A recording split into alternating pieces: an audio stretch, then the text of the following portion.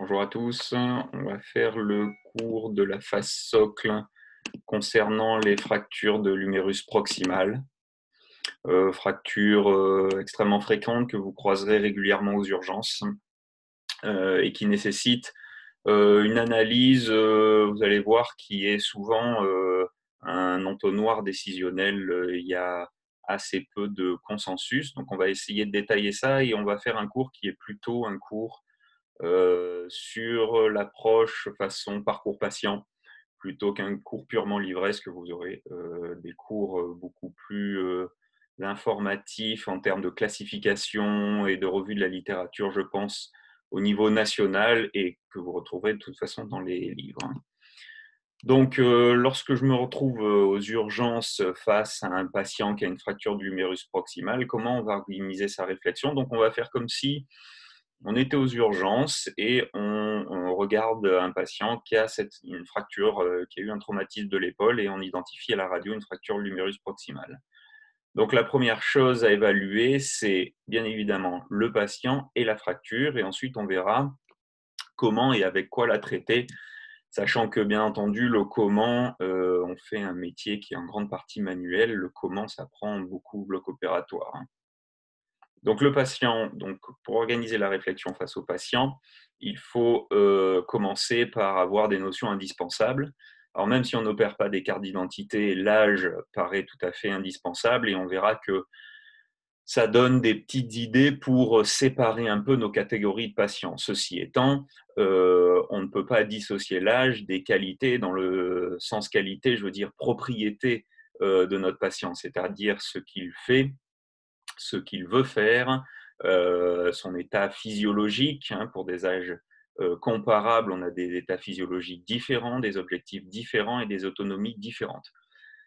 Pour cette raison, il est tout à fait intéressant et je dirais même que c'est probablement une option meilleure, d'organiser une prise en charge différée.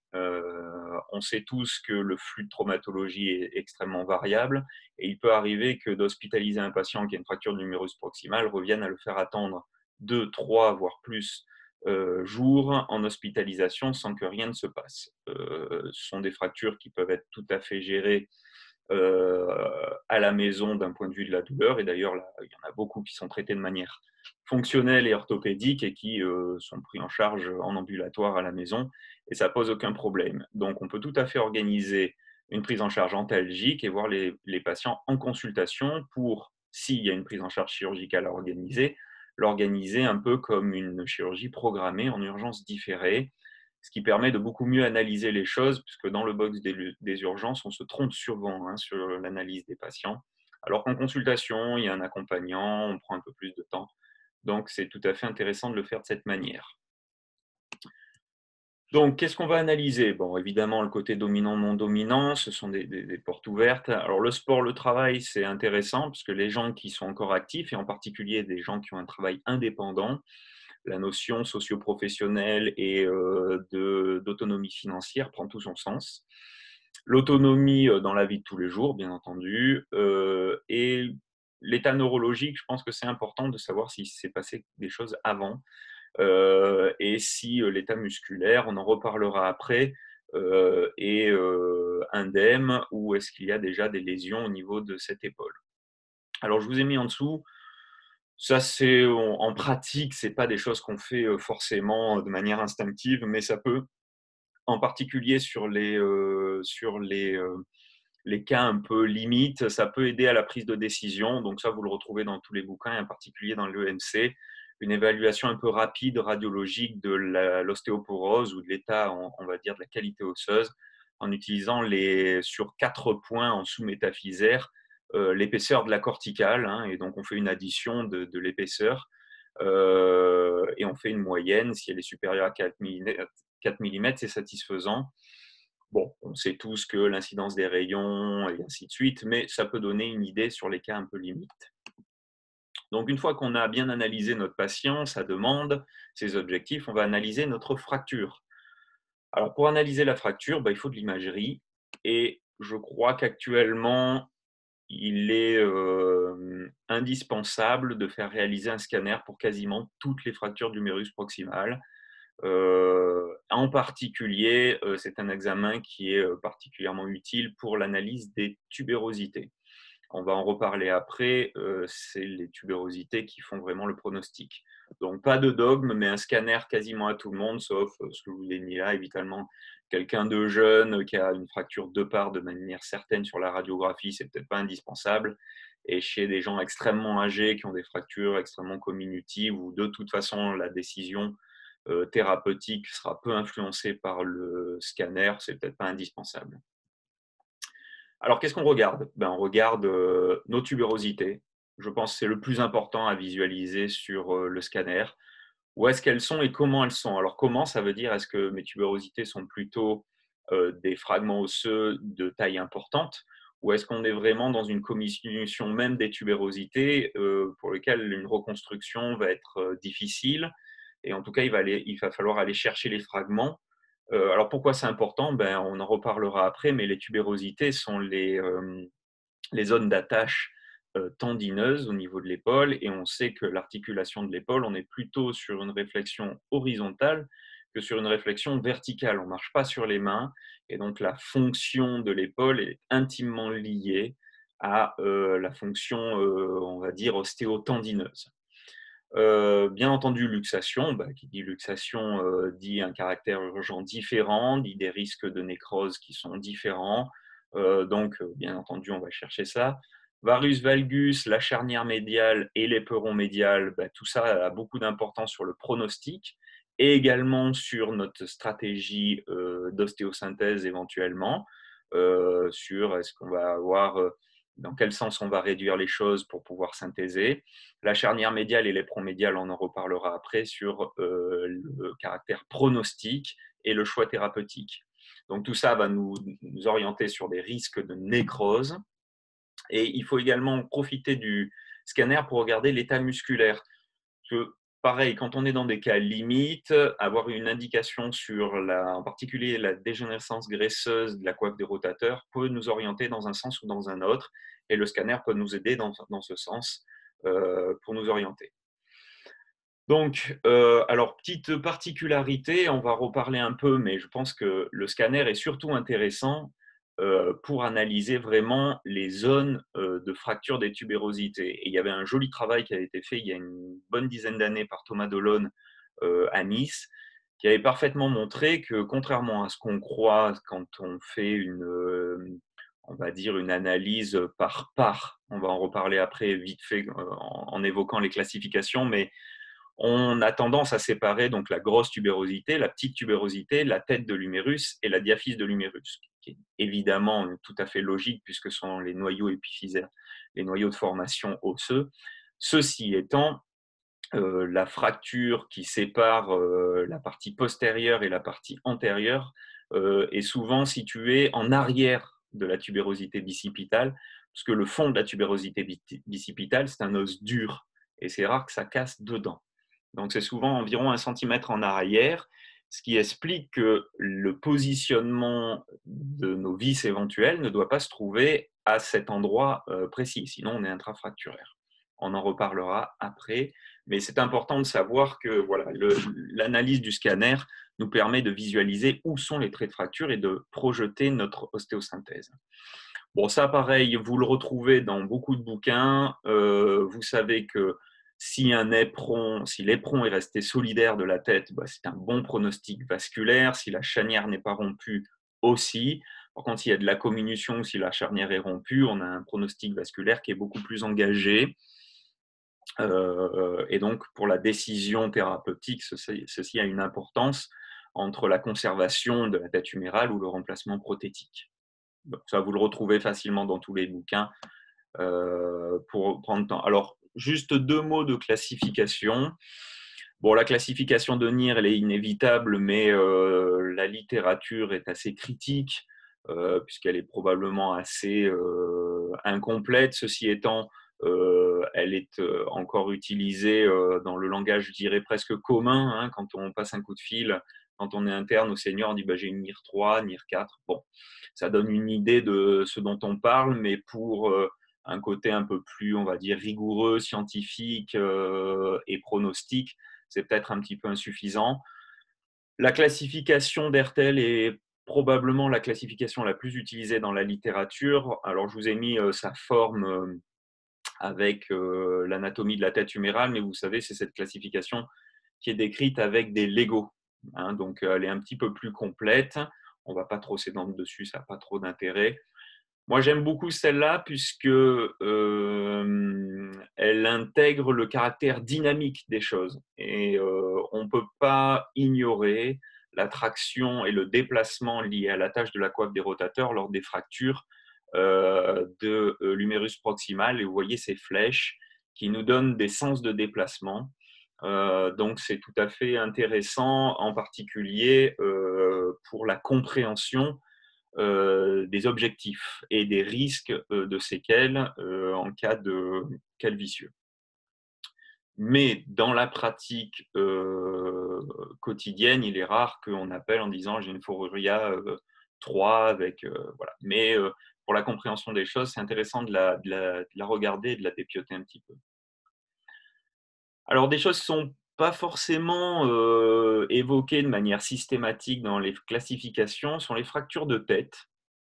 Alors, les fractures de la tête humérale, il faut bien l'avoir en tête et savoir les chercher parce que ce sont des fractures qui ne sont pas si rares que ça et qui peuvent arriver même quand on n'a pas forcément de luxation. Hein. Vous voyez, sur la droite, je vous ai mis un peu on va dire des évidences avec des fractures luxation et ces têtes qui sont fragmentées. Mais sur la gauche, vous voyez, il n'y a pas de luxation et pourtant, on a des vrais splits de tête. Et ce sont des fractures qui sont très difficiles à synthéser. Donc là, il faut être bien certain qu'on va être meilleur que ce que nous propose la nature dans notre réduction, avec bien entendu les risques de nécrose que cela implique, et en cas d'abord extensif, l'augmentation de ces risques de nécrose. Donc, bon, bien regarder également, rechercher ces fractures de tête. Alors, il ne faut pas oublier la diaphyse aussi, parce que, bien entendu, on a regardé, le plus important sont les tubérosités, c'est ce qu'on regarde en premier, après la tête humérale, mais la diaphyse, des fois, implique par elle-même des risques. Et en particulier, le tendon du grand pectoral est un gros tracteur médial de la diaphyse, et quand elle est complètement détachée, vous voyez souvent ça aux urgences, vous voyez ces espèces de diaphyses qui vont un peu se mettre un peu dans le creux axillaire. Il ne faut pas négliger ça, parce qu'on a vu un certain nombre de cas de faux anévrismes qui se constituent un peu à distance quand on laisse ça comme ça et qui se mettent à saigner. Et j'ai en tête 2-3 cas de gens qui arrivent avec des déficits neurologiques qui sont en fait des compressions du plexus liées à un hématome qui s'est fait à bas bruit sur une fissuration d'un faux anévrisme qui s'est constitué parce que la diaphyse était un peu au contact de l'artère.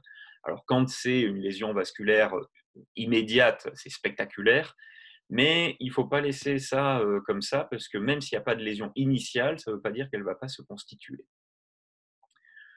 Donc, maintenant, il faut décider, puisqu'on a analysé notre patient, on a analysé notre fracture, les tubérosités, la tête, le déplacement, le pronostic vasculaire, la qualité osseuse, le déplacement de la diaphyse.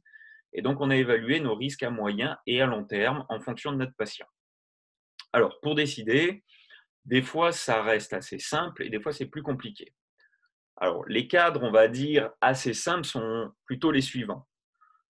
Quel que soit l'âge, si on a une fracture peu ou pas déplacée, on va bien regarder nos tubérosités et si le déplacement, alors toujours difficile de donner des écarts précis, mais 2 à 3 mm, on va considérer que c'est tolérable et c'est d'autant plus tolérable que l'âge avance. On va le plus souvent organiser un traitement fonctionnel, et on en reparlera après, puisqu'une chirurgie de l'humérus proximal, c'est jamais anodin. Donc, si on a une fracture peu ou pas déplacée, on va rester sur un traitement fonctionnel. Avant 70 ans, actuellement, il faut, tant que faire se peut, organiser un traitement conservateur avec une ostéosynthèse, puisque les traitements par arthroplastie avant 70 ans de type prothèse inversée, on est chez des gens assez jeunes avec des implants prothétiques dont la durée de vie est un peu incertaine, en tout cas on manque un peu de données. Et l'hémifracture avec reconstruction des tubérosités reste probablement une des interventions les plus difficiles de la chirurgie de l'épaule, avec un résultat très incertain. d'un point de vue de la fonction, puisqu'on a 30 à 40 de moyens ou mauvais résultats, quelle que soit la qualité de l'opérateur. Pour différentes raisons, on en reparlera après.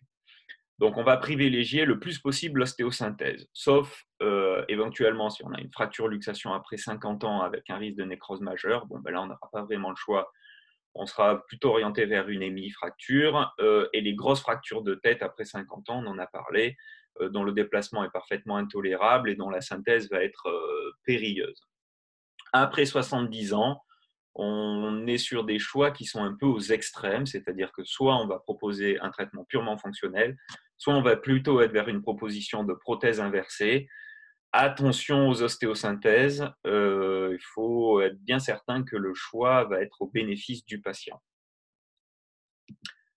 Donc après 70 ans, effectivement, on en vient là, surtout chez des gens ostéoporotiques, même chez des gens relativement actifs, attention aux ostéosynthèses. Donc, bon, je vous ai mis 2 exemples de papier, vous pourrez aller les chercher si vous voulez. Il y en a plein d'autres, on ne peut pas tout mettre.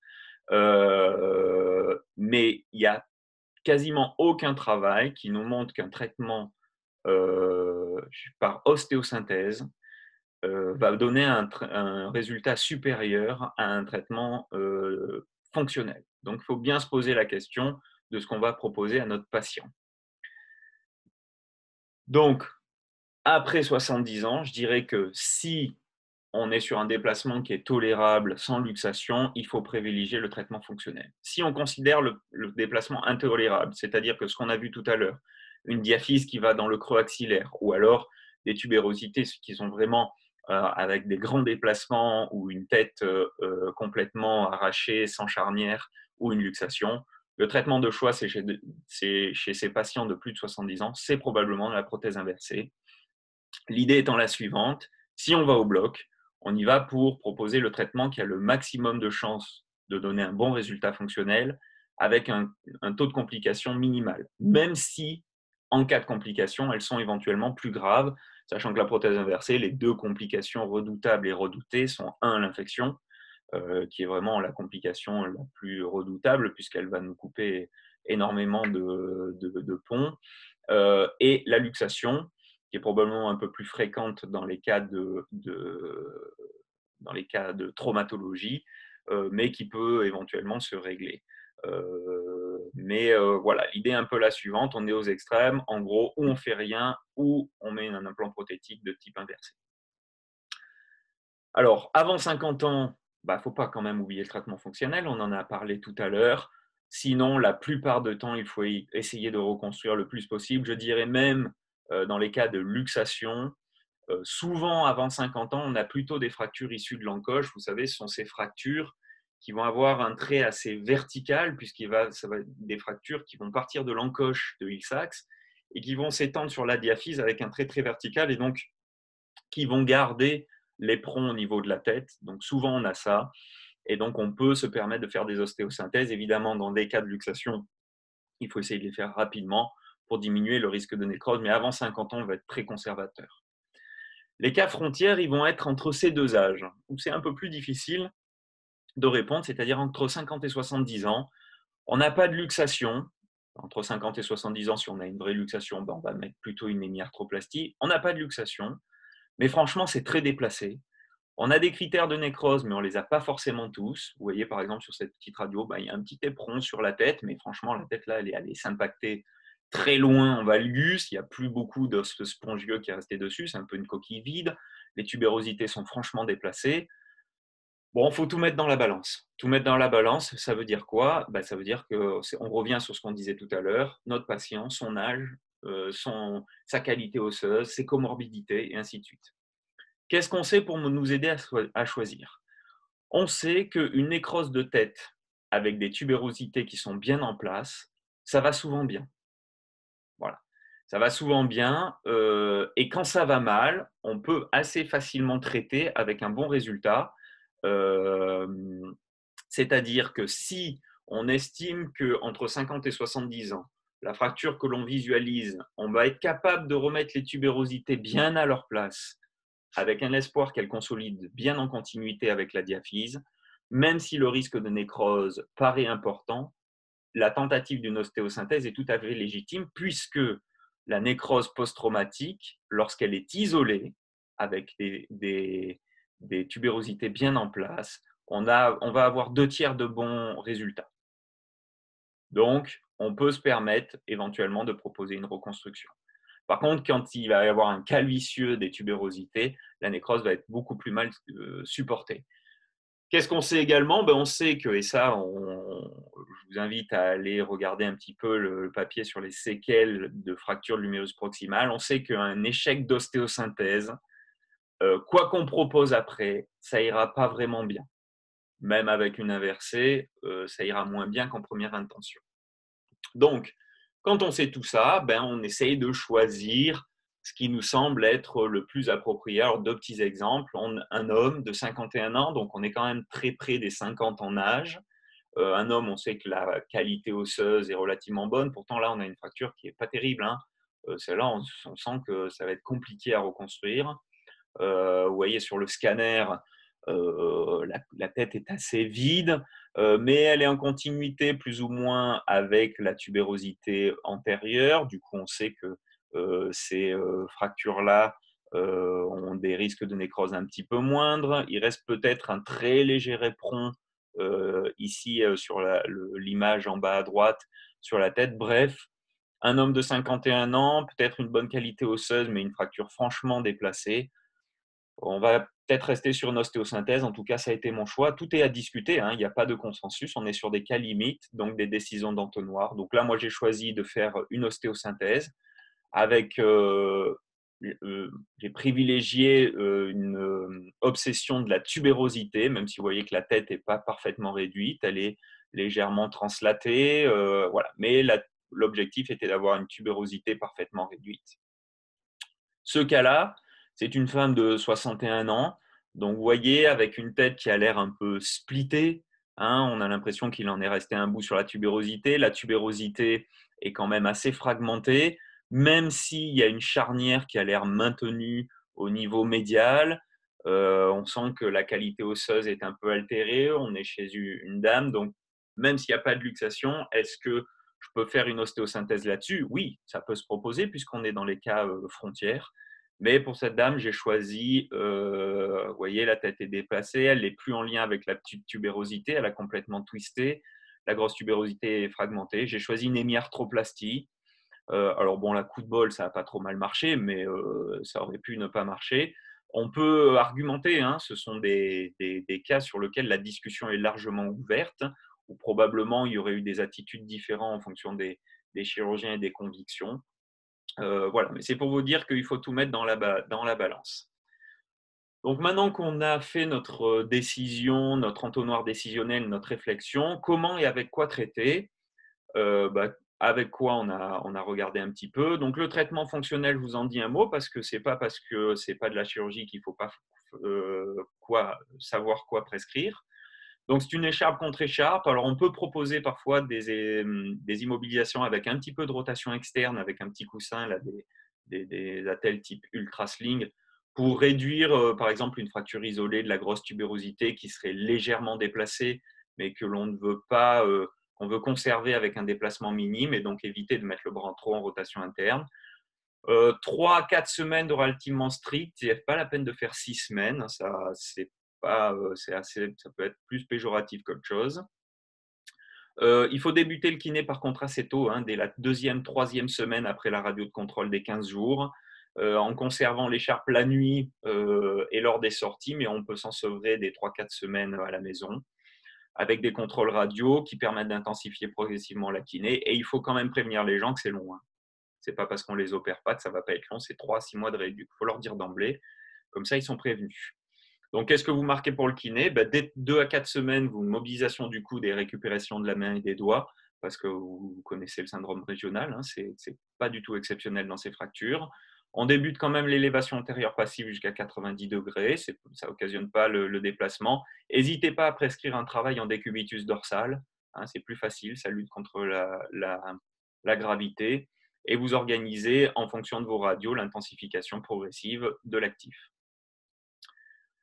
Donc, bon, voilà, hein, des traitements fonctionnels qui peuvent donner de bons résultats, en tout cas avec des gens satisfaits. Alors, vous voyez, hein, même sur la radio, la dame qui est à droite, là, elle a une fracture avec un split de tête en varus, avec une tuberosité déplacée en postérieur. Elle est contente, elle a son 0 de rotation externe, première position, 90 d'élévation antérieure, elle n'est pas douloureuse, elle est satisfaite, c'est une dame qui avait refusé la mise en place d'un implant prothétique, qu'on avait inclus dans le travail qu'on avait fait, que vous voyez en bas. Voilà, donc les valgus vont mieux, ça on le sait, c'est publié aussi, hein. Alors, lorsqu'on choisit l'ostéosynthèse, il y a différentes techniques, on va en parler ensemble, mais vous trouverez quasiment aucun consensus, donc c'est très affaire d'école, de conviction, je dirais presque de pays en fonction du développement des outils des chirurgiens. Alors, pas oublier l'ostéosuture. Alors, on sort presque un peu du cadre de la fracture de l'humérus proximale, on est presque dans les lésions de coiffe, mais enfin, il ne faut pas oublier que dans des fractures vraiment qui sont des équivalents d'arrachement ostéotendineux. L'ostéosuture est un bon moyen, ça peut se faire sous arthro aussi, bon, peu importe, hein, arthro par arthro, c'est pas ça le problème, c'est juste un outil, hein, l'arthroscopie, mais ne pas oublier l'ostéosuture parce que là-dedans, mettre une vis, c'est pas forcément gain de succès, hein. Les broches, bon, je vous en parle pas trop, c'est probablement pas une bonne intervention. Peut-être en situation isolée si vous n'avez pas d'autres outils, mais c'est pas une bonne intervention.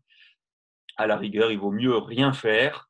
C'est-à-dire que le discours chez une dame de 82 ans qui a une fracture, oh, bah, je vais lui mettre juste deux broches pour un peu aligner, c'est probablement pas une bonne attitude parce que vous avez un taux de complication qui est important avec un gain sur la fonction qui est quasi nul. Donc pourquoi prendre le risque pour faire quelque chose qui ne va pas améliorer la situation? On en a parlé tout à l'heure sur un peu la loi du on y va pas, mais si on y va pour de vrai. Alors, plaque ou clou, je ne vais pas trop rentrer dans le débat. Il n'y a pas de réel consensus. Il y a beaucoup de papiers dans la littérature. Le symposium de la Softcote avait peut-être montré une supériorité du clou s'il n'y a pas de charnière médiale. Je pense que c'est surtout un peu question d'expérience et de maîtrise de l'intervention, mais enfin, c'est ce qu'ils ont montré, donc c'est peut-être un des seuls arguments pour le choix plutôt d'un clou que d'une plaque. Vous voyez là, par exemple, en haut à droite, une plaque posée pour une fracture de l'humérus proximal où la charnière médiale est comminutive avec ce calvicieux en varus. Bon, est-ce que la plaque est parfaitement positionnée? Est-ce que ça a été bien réduit? Toujours difficile à dire.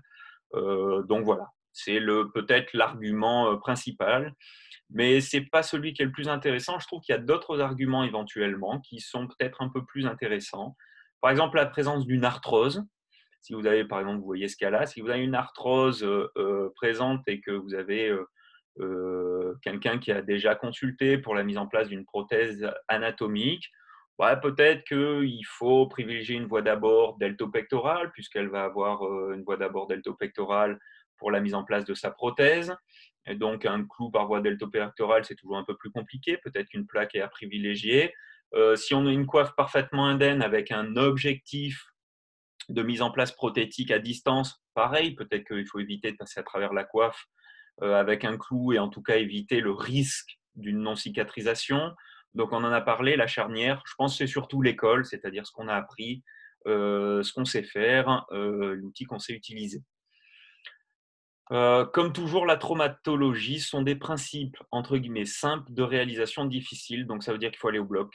Il faut avoir vu ce genre d'intervention pour faire ses choix et être le plus performant possible. Alors, quelques exemples. Voilà, une fracture, pour appliquer un peu ce qu'on disait.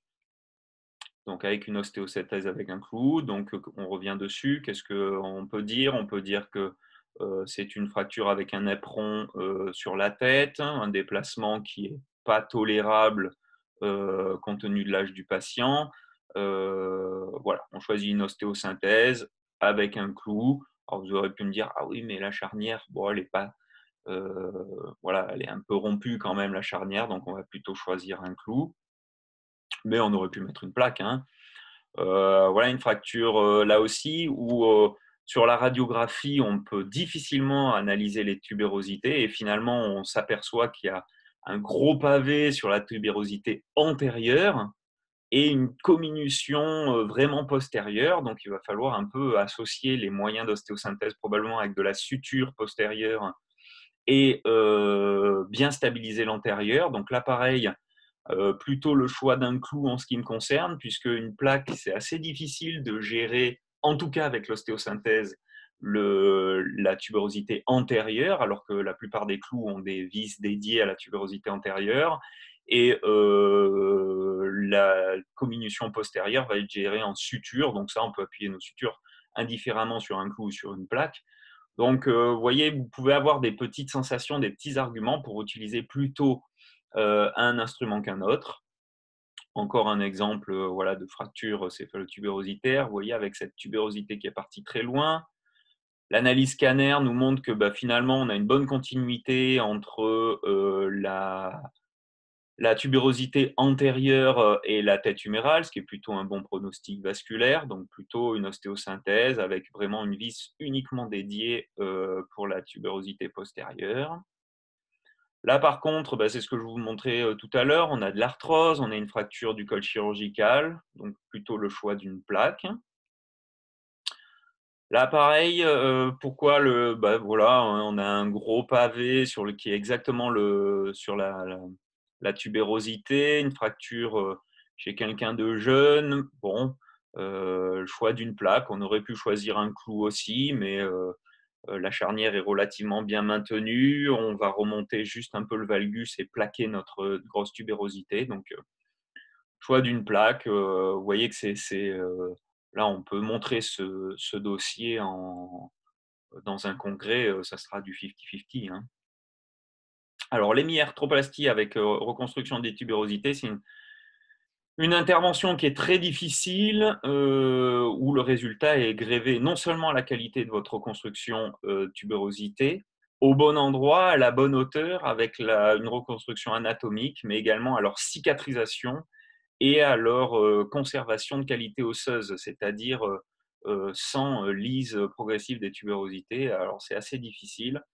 La hauteur, c'est pas simple. Pareil, il faut alors là, on va juste en parler comme ça, mais il faut un cours dédié à ça, hein, dans des cours un peu plus spécialisés. Donc, la prothèse inversée, quand vous faites une prothèse inversée, il faut également reconstruire à minima les rotateurs externes. Donc, on ne jette pas les tubérosités à la poubelle, on reconstruit les rotateurs externes. Donc, pour les fractures, ce qu'on disait, 3-4 parts, luxation après 70 ans, voilà, par exemple, vous voyez hein, cette fracture chez une dame de 73 ans, elle va être dure à reconstruire, la tête va être dure à remonter, on a une qualité osseuse qui est assez médiocre, on a un risque de nécrose important puisqu'il y a une comminution de la charnière, la tête est complètement déplacée. On est à un âge où la tubérosité risque quand même de se liser ou de ne pas cicatriser. Donc, mettre une hémiarthroplastie ne paraît pas être la bonne option. Donc, la prothèse inversée paraît être l'option de choix. Et ça marche. Hein. Les complications, on en parlait tout à l'heure, sont potentiellement graves. Donc, il faut quand même prévenir les gens. Mais il ne faut pas dire ça ne marche pas. Hein, alors, ce n'est pas l'épaule de leurs 20 ans. Vous voyez différents exemples là. Alors, vous allez dire, ouais, il est gentil, mais il nous met des cas avec des résultats intéressants. Oui, évidemment, il y a des cas qui vont pas bien, mais globalement, quand il n'y a pas de complications, on a des résultats qui sont quand même tout à fait intéressants. Voilà, donc pour ce cours de phase socle de l'humérus proximal, vous avez bien compris donc, que c'est vraiment une décision qui est un entonnoir décisionnel où on analyse notre patient, on comprend notre fracture, on sait quels sont les moyens thérapeutiques à utiliser et on les indique en fonction de l'analyse de notre patient et de notre fracture, sans oublier que l'objectif il est fonctionnel. Hein. C'est-à-dire qu'il faut que nos patients récupèrent l'autonomie qu'ils avaient le plus possible avant. Voilà, nous pourrons échanger donc sur ce cours via la Classroom. Bonne journée à tous.